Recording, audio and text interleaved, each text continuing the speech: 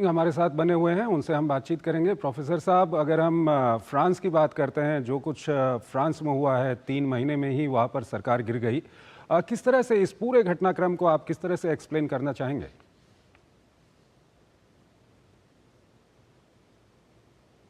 Sir, आप अपने system को अनम्यूट कर लीजिएगा।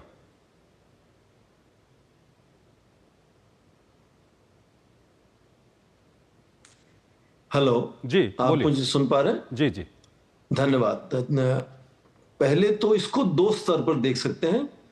राष्ट्रपति मैक्रोन की कितनी मुसीबतें बढ़ेंगी और फिर यूरोप को लेकर यूरोप को क्यों चिंता होनी चाहिए कि ये इस तरह से अस्थिरता बनी हुई है जो फ्रांस के अंदर। पहले तो लोग बहुत से आज राष्ट्रपति मैक्रोन के इस्तीफे की भी बात कर रहे हैं, हालांकि जैसे आपने कहा कि उनकी कुर्सी 2027 तक उसको कोई चिंता का विषय नहीं है, उनका कार्यकाल तब तक है। पर उनकी चिंता है कि इस संसद में, जिसमें किसी भी राजनीतिक दल को छोड़िए, किसी भी गठबंधन के पास भी एक तरह से सीधी बहुमत नहीं है, तो किसको प्रधानमंत्री बनाएंगे, ये उनके लिए चिंता का विषय है।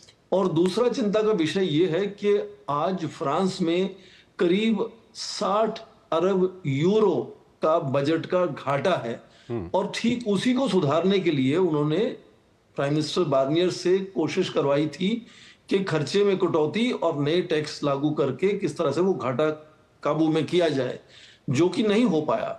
और ये पहले चुनाव हुए थे जुलाई में, पर सितंबर तक कोई भी प्रधानमंत्री नहीं बना पाए थे वो। और अब कब तक उनको इंतजार करना पड़ेगा नए प्रधानमंत्री को बनाने के लिए। और यदि 20 दिसंबर तक कोई नया प्रधानमंत्री नहीं बनता है तो आपातकालीन तरीके से ये जो पिछले साल का बजट है वही उसको अगले साल 2025 के लिए भी पारित किया जाएगा। उसका मतलब है कि वो जो खर्चे पर कटौती करना चाहते थे या नए टैक्स लगाने चाहते थे वो नहीं हो पाएंगे जब तक नए प्रधानमंत्री नहीं आते।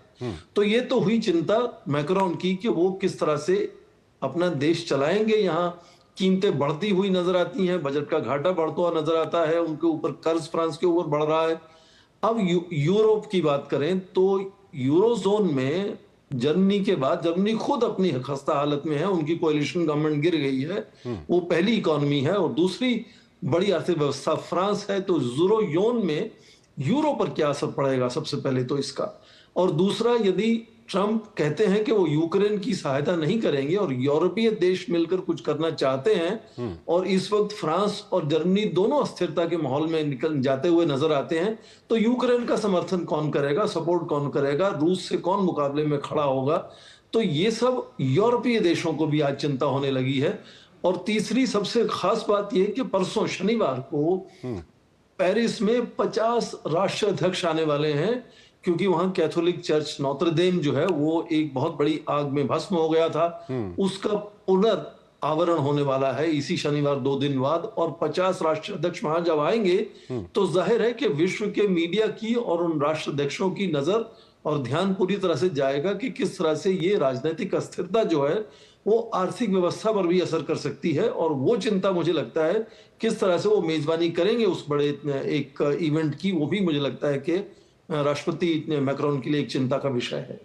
इस सब के बीच एक सवाल ये भी उठता है जो हमारे दर्शक ज़रूर जानना चाहेंगे, क्योंकि यूरोप की हम बात करें तो वहाँ पर एक युद्ध चल रहा है और फ्रांस कहीं ना कहीं एक पक्ष में शामिल है वहाँ पर। हालांकि जो फ्रांस की भूमिका है वो थोड़ा सा उतनी यूक्रेन के साथ नहीं है जितनी दूसरे देश दिखाई देते हैं। तो ऐसे में वहाँ पर सरकार का कमज़ोर होना, देश के अंदर पॉलिटिकल इस तरह की स्थिति का होना, ये क्या कुछ फर्क डालेगा?